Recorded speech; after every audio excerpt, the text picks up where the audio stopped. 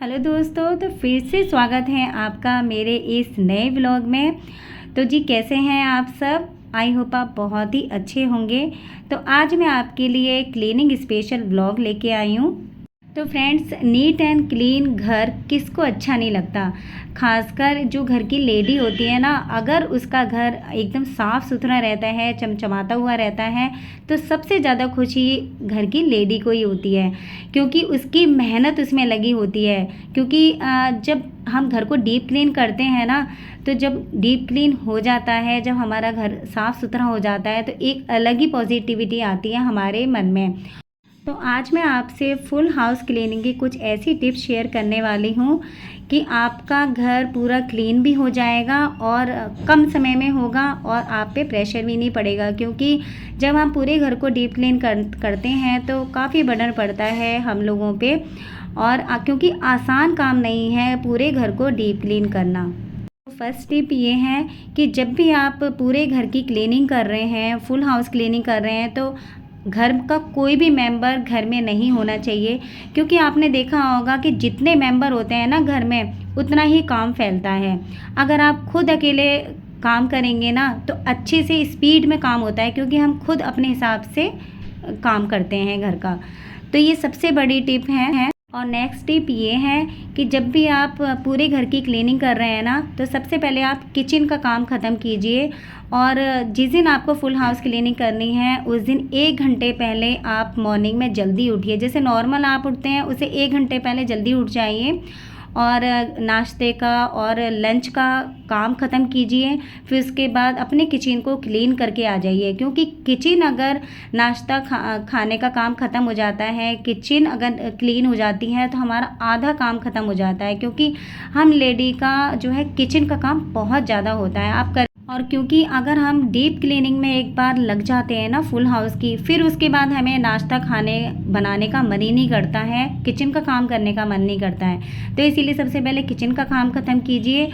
और next tip ये है कि अगर आप एक रूम में डीप क्लीनिंग करने के लिए गए हैं, तो उस रूम को पूरा क्लीन करके ही बाहर निकलिए। और उस रूम की झाड़ू लगाकर, उस रूम में झाड़ू लगा के उस रूम का कूड़ा डस्टबिन में डाल दीजिए और उस रूम का गेट बंद कर दीजिए। फिर एक रूम पूरा कंप्लीट साफ़ हो जाता है।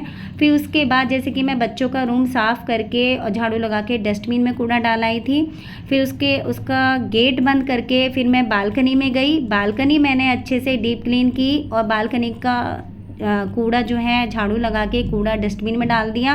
तो एक तरफ से काम ख़त्म करते चले जाइए। क्योंकि कई बार ऐसा होता है कि हम लोग थोड़ा सा उस रूम में डीप क्लीन कर लिया, थोड़ा सा दूसरे रूम में डीप क्लीन कर लिया, थोड़ा सा तीसरे रूम में साफ़ कर लिया, तो ऐसे हमारा काम ख़त्म ही नहीं हो पाता। और एक तरफ से अगर हम काम ख़त्म करते हुए चले जाएंगे ना, तो हमारा मन भी खुश हो जाता है कि चलो एक तरफ एक रूम साफ़ हो गया, थोड़ा अब दूसरा रूम साफ़ हो गया। और ऐसे हमारा काम स्पीड से भी होता है। और मैं जो झाड़ू लगाने के लिए आपको इसलिए बोल रही हूँ कि हर रूम का कूड़ा साथ ही साथ आप डस्टबिन में डालते जाइए।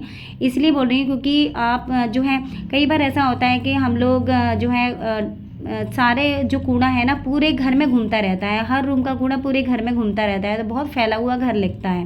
तो हम साथ ही साथ हर रूम का कूड़ा डस्टबिन में डालते जाएंगे ना, तो इतना हमारा घर फैलेगा नहीं। और इसके बाद है नेक्स्ट टिप। तो नेक्स्ट टिप ये है कि जब भी आप डीप क्लीनिंग कर रहे हैं ना, तो आप जो है पुरानी बेडशीट अपने बेड पे ज़रूर बिछाइए। क्योंकि वैसे तो हम डीप क्लीनिंग के बाद डबल बेड की जो बेडशीट होती है, उसे तो हम मशीन में साफ़ करते ही हैं, लेकिन उसके बावजूद भी जो पुरानी यूज़लेस जो बेडशीट है उसे ज़रूर बिछा दीजिए। क्योंकि जो हमारी डबल बेड की बेडशीट है ना, कई बार ऐसा होता है कि बहुत ज़्यादा गंदी हो जाती है, बहुत ज़्यादा डस्ट हो जाती है, मशीन में भी अच्छे से साफ़ नहीं हो पाती। तो पुरानी बेडशीट ज़रूर बिछाइए आप जब भी आप फ़ैन साफ़ कर रहे हैं या फिर डीप क्लीनिंग कर रहे हैं। और अब मैं आपको बताती हूँ नेक्स्ट टिप। और जब भी आप घर की फुल हाउस क्लीनिंग कर रहे हैं ना, डस्टिंग का काम कर रहे हैं, तो अपने फेस को और अपने हेयर को ज़रूर कवर कीजिए।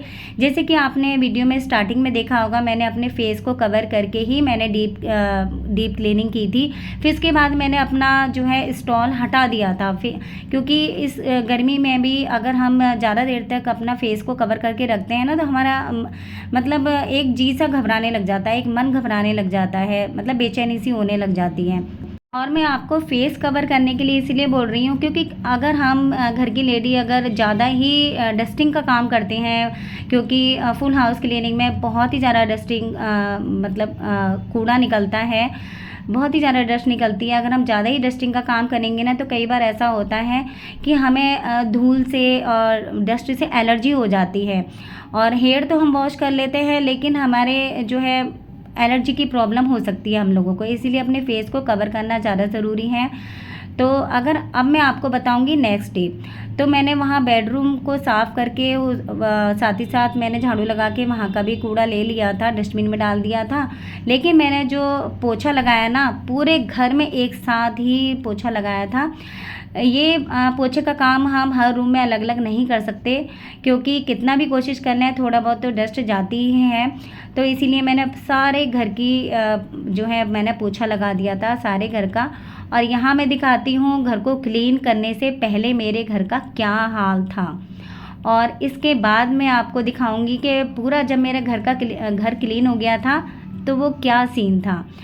तो यहाँ पर देखिए कितना जो है दिमाग ख़राब होता है कि ये हाल था, इतनी डस्ट थी मेरे घर में क्योंकि आंधी तूफ़ान आया था, तो बहुत ही ज़्यादा गंदा हो गया था मेरा घर। और ये देखिए पूरा घर क्लीन होने के बाद कितना अच्छा लग रहा है, एक मन को सुकून मिलता है कि अब मेरा घर जो है नीट एंड क्लीन हो गया है, हमारी मेहनत सफल हो गई है। सच में बता रही हूँ मैं, इतना सुकून मिल रहा था ना मुझे। और बालकनी का तो बहुत ही ज़्यादा बुरा हाल था जब आंधी आई थी दिल्ली में, तो आपको तो पता ही होगा कि कितनी तेज़ आंधी आई थी, तो उसी में ही मेरा घर ये इतना गंदा हो गया था।